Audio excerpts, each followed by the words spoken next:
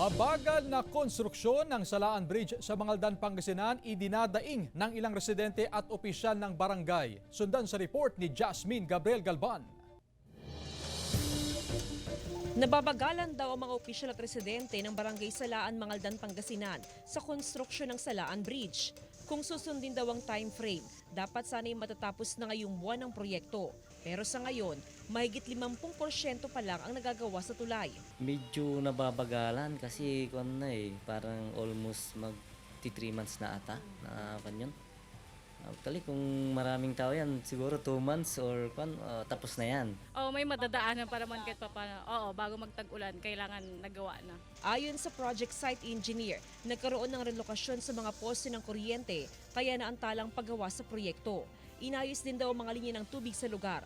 Nakakaabala rin daw ang mga pasaway na motorista na kahit meron ng mga harang ay pilit pa rin dumadaan sa ginagawang tulay. Sana makipag-cooperate lang sila, wag nang pagka sinabing stop na.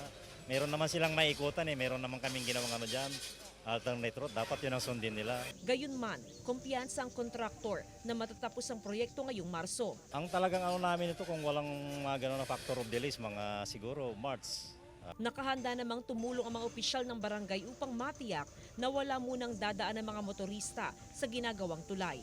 Kasama si Daryl Peralta, Jasmine Gabriel Galban, One North Central Luzon.